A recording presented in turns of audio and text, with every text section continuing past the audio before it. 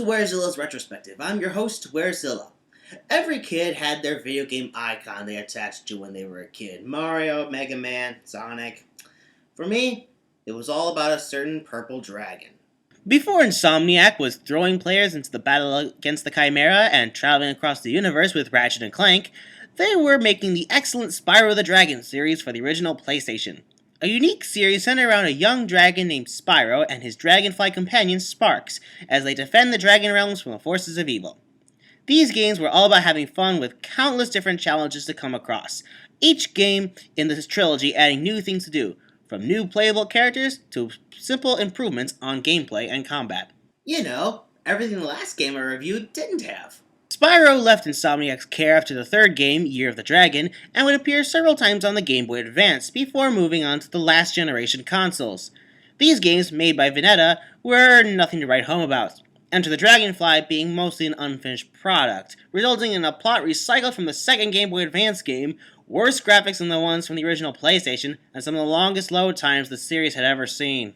So why am I reviewing its sequel, A Hero's Tale, instead? Well, Enter the Dragonfly may be the worst of the original series, but Hero's Tale is the dumbest. We open with Gnasty Gnorc, the big bad of the first game, and some of his Gnorc minions placing crystalline objects in the ground, corrupting the area around them, and oh, well, who is that? That's the fallen dragon, Red. I'm sure you've heard all about him. No. I thought he was long gone, but it looks like he's been mining dark gems and planting them all over the realms. He's even got Gnasty Gnorc and his minions doing all his dirty work. Gnasty Gnorc? Didn't I defeat that guy years ago? Yeah, you did. It was quite the curb stomp battle, too. Also, what's up with Spyro's voice actor in this game? He sounds even younger than he did in the first game. And the main villain of this game is Red? Yeah, he's that colored dragon, but why did you have to give him the same name as my dad's nickname? The professor explains that Red's dark gems are a corrupting force that, when embedded in the ground, drain the life force out of the realm around them. Spyro runs off to stop him because saving the world is what he does best. Right away, Spyro runs into Moneybags. Ah, Spyro! How nice to see you. I was hoping to remodel my third home, and no one overpays like you. You know, the Moneybags of the second and third games may have been a greedy ass, but at least he wasn't a stereotypical Arab merchant. Okay, so, with enough horrific images in my head now... Small dark holes. Not a problem for me, Spyro. Ah! Sparx is talking in English! Though I guess it could be a lot worse. Sparx could be an obnoxious nuisance played by Fry from Futurama. Why do I have to want something? I'm just ready to begin the best day ever now that the evil psycho she-dragon is gone. Okay, so Spyro next finds a dark gem as well as a big fan of his. Pulsating with evilness. Still, it would look nice on an engagement ring. Don't you think, Spyro? Maybe the Dragon Elder can tell you how to smash it into bits. Talk to the Dragon Elder to learn how to smash this gem. I know you'll do it, 'cause you like me. Who the hell was that? We haven't seen this girl before, and we won't ever again. Spyro meets with the Dragon Elder to get some answers about Red. Ah, Master Spyro, you must be setting out to stop Red from using the dark gems to take over the world. Of course! Hey, he said it, not me. Elder Thomas teaches Spyro how to destroy gems by diving down on them with his horns. And this is literally the only way to do it in this game. Supercharge won't destroy him, gun turrets do nothing, only the horn dive attack. Man, Spyro's gonna have a brain aneurysm by the time this game's over. Spyro later meets up with some familiar faces like Hunter the Cheetah and Sergeant Bird the Penguin. Yeah, you think the penguins of Madagascar are badass? This guy's been fighting the good fight while Skipper's crew were still trainees. And apparently he's taken over the speedway duties for this game, courtesy of a new jetpack. The professor also reveals a new invention, the ball gadget. Insert dirty joke here. I'm at a loss, Spyro. What exactly do you need to collect? I don't know. Light gems? Fine. You need 8 light gems. Wait, those are real? It sounded like Spyro was just making it up to get an answer. And talk about a poor excuse to get collectibles. In previous games, orbs and dragon eggs were established to power certain magical block devices. And speaking of dragon eggs, I hate the way they're treated in this game. Once again, dragon eggs are collectible items in this game. However, every single character treats them like they're worth less than these light gems. I remind you that in the third game revealed that the dragon eggs were massively important. Dragons were revealed to be the source of the Dragon Realm's magic, hence why it was so critical to get the eggs back from the sorceress. Moving on. Spyro destroys a few dark gems in the Dragon Village hub before moving on to Crocoville Swamp. Here he meets up with a dragon elder named Magnus, no, not that one, who may very well be the very first gay character in the series based on his voice. Spyro, darling, you'll need to learn as much as you can to help you in your quest to find Red. I don't know anything about Red. The professor said he was someone from the past.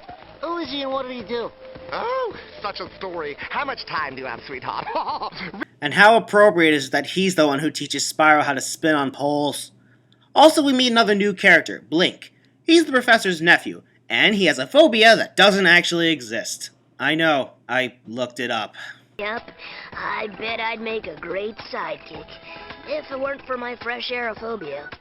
Fresh aerophobia? That's right. I actually have a fear of not being trapped deep underground. I know, it's kind of weird. You're telling me I'm not even able to accept fear of sunlight, mainly because that fear actually exists. For someone who doesn't like wide open spaces above ground, Blink's levels sure have a lot of room and apparently pre-dug tunnels. Spyro eventually returns to the Dragon Village with enough light gems to power the ball gadget, which functions like a giant hamster ball. And given how fast the thing is moving, it's amazing Spyro doesn't emerge from the thing covered in his own vomit from spinning around real fast. Spyro then makes it to Dragonfly Falls. No, not Dragon Shores, Dragonfly Falls, which doesn't sound nearly as appealing. And there's nothing very spectacular about this place either.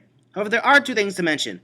The first being a Sparks level here, which sadly isn't as fun as the Sparks levels in Year of the Dragon. Here is just a mindless rail shooter. Next up is a level where you play as Hunter. Spyro, it's good to see you again. You see this cave behind me? Well, it looks like you're not going to fit through there. Don't you wish it were me? Hey, you're bigger than him, jerk. It's also surreal to finally play as him. Hunter is surprisingly competent, considering this is the same character who fell for the whole, "Ooh, what does this button do?" trick that got him captured by Bianca in Year of the Dragon. Once Spyro successfully destroys 10 dark gems around the 3 realms, he approaches Gnasty's hideout and meets a Spyro recolor? Let's move on. You know, I'm actually looking forward to this boss fight. We haven't seen Gnasty since the first game, so this should be interesting seeing Spyro face off against his first foe once again.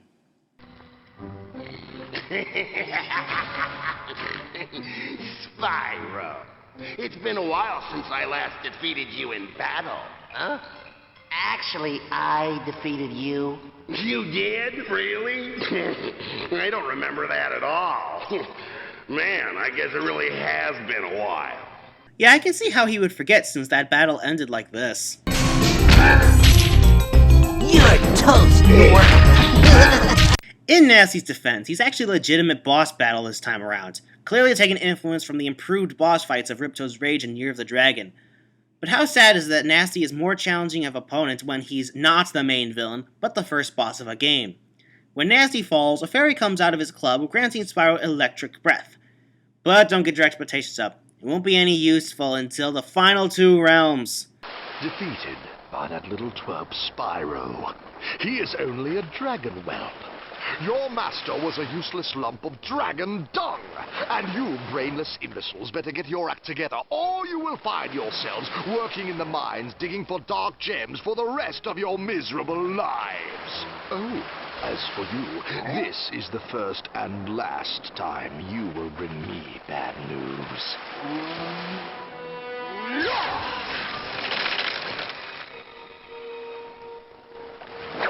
I guess Red believes in the Vader style, "you have failed me for the last time" method of punishment.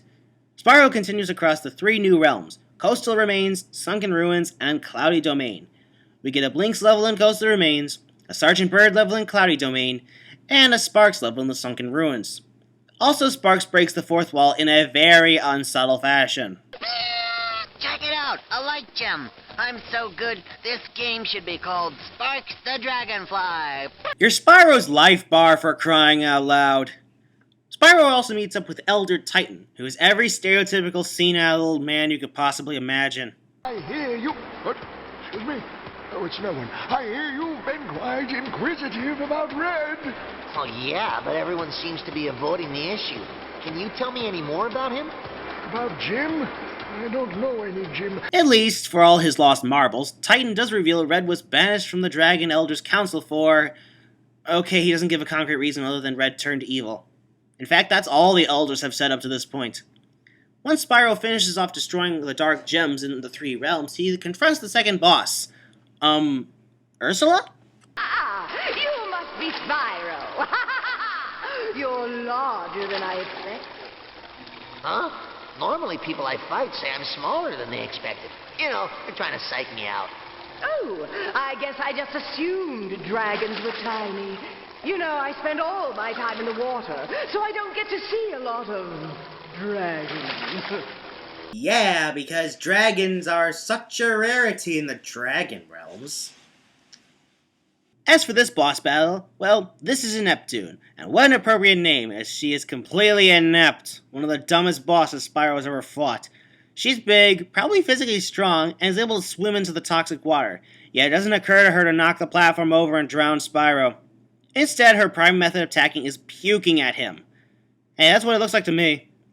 Once Ineptune is beat, another fairy shows up and grants Spyro water breath. Yeah, she's actually teaching Spyro how to spit. And it's just about as effective against enemies as spitting. Red doesn't take Ineptune's defeat well, literally shooting the messenger, and prepares for Spyro's inevitable arrival in Frostbite Village. Old Red has quite a few tricks up his sleeve that will give Smarty Pants Spyro a run for his money. Which just basically translates out to, Where? That mean your Spyro is ruining all my evil plans. After a quick, and by quick I mean long drawn out, Blinks level, Spyro confronts one of Red's next guardians, a woolly mammoth, and suffers from a big ego of talking when he should be defending himself. Sparks escapes in a very undignified way and meets up with Hunter, who could not have been more than 20 feet away yet somehow didn't notice a mammoth stepping on Spyro. We have to rescue him before it's too late! But what if it's already too late? Relax, buddy. Spyro's still alive. I know, because if he weren't, we'd be going back to a previous save. I rock. Hunter travels through the icy glacier and meets up with Bentley, who acts nothing like he did in Year of the Dragon, what with other Yetis kicking him out of his house. Bentley was a playable character before, but here he's just a dumb lug, despite previously being a sophisticated and well-spoken gentleman. Taking away his intelligence ruins the whole joke! So Hunter rescues Spyro, wow, now that's really a statement I never thought I would say, and Spyro continues through Red's lair, which still has Moneybag stores. Well, this is the same character who was bought out by the sorceress to guard new characters in the 3rd game, so maybe seeing him set up shop in a villain's lair shouldn't be too surprising. With 30 of the Dark Gems destroyed, Spyro finally encounters Red. Am I supposed to be scared of you? I've spoken to the Elders, and from what I can make out, you're just a traitorous coward. At what point do the Elders say that? Not once do they go into detail about Red's turn to evil, only that it happened and that's it. Spyro and Red fight, with Red getting progressively more pissed off at Spyro's snark. Hey, it's his own fault for materializing explosive canisters around the area. Red eventually retreats after his staff is destroyed, which in turn releases another fairy, which thankfully gives us our first useful breath attack, Ice Breath. Spyro follows his trail to Volcanic Isle where Red's final base is. As Spyro plans to head into the volcano, the professor reveals he will dig underground to reach Red himself. Oh boy, I can't see this backfiring anyway. Spyro traverses through the volcano, facing off against armored Gnorcs going through a Blinks, Sergeant Bird, and Sparks level, and you will notice as you go deeper down to the volcano base, the Gnorcs start to seem more mechanical in nature. Things become clear when you reach the final level, where we see Red's been turning Gnorcs under his command into a new and improved robot army. Turning organic life into machines. This concept is giving me a foreboding feeling. With the last of the Dark Gems destroyed, Spyro reunites with the Professor, who admits that he was the one turning the Gnorcs into robots. I thought I could stop him after you had weakened him. You, the tiny little mole, thought you could fight the powerful ancient dragon and come out on top? For a wise man, you are a very stupid man, mister.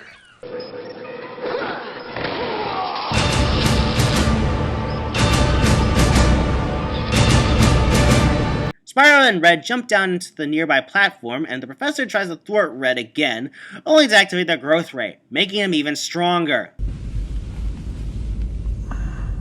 This is actually a decent fight, and I like the design of Robot Red, even if that chest design is clearly taken from a Seeker. Spyro finally finishes Red off, and the professor shrinks him down to toy size. However, he pleads Spyro not to kill him, instead deciding to keep Red around for use later. You had no problem with me dropping Ripto into a pool of lava, so what gives with not squishing the madman when I have the chance? He tried to kill me twice, and haven't you learned yet that if you put your supervillain in prison, they just vow revenge and break out again? Yeah, that never happens. Is it wrong for me to say this game was the best thing I've reviewed so far in this show? Probably, but let's face it, despite its idiocy, this game still has the trademark fun factor of the other Spyro games. The gameplay was relatively the same, and while the music and voices aren't the same, I did get used to them eventually, even if Spyro did sound like an obnoxious brat throughout most of the game instead of the deadpan snarker he's supposed to be. Although, as far as characters are concerned, that does lead me to Red. He's not interesting as a villain. We know next to nothing about his backstory other than he used to be a Dragon Elder before turning evil.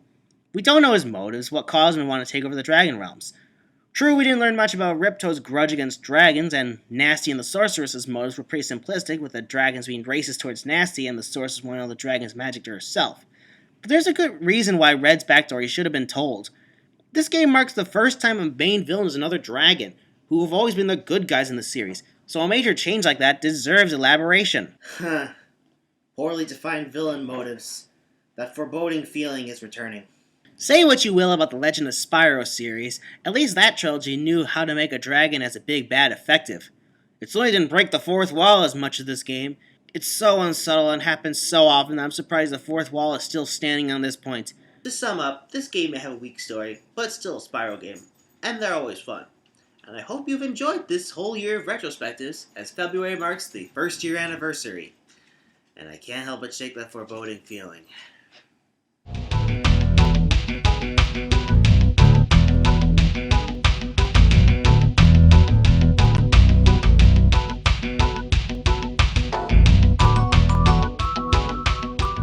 It is almost time. Revenge will be mine.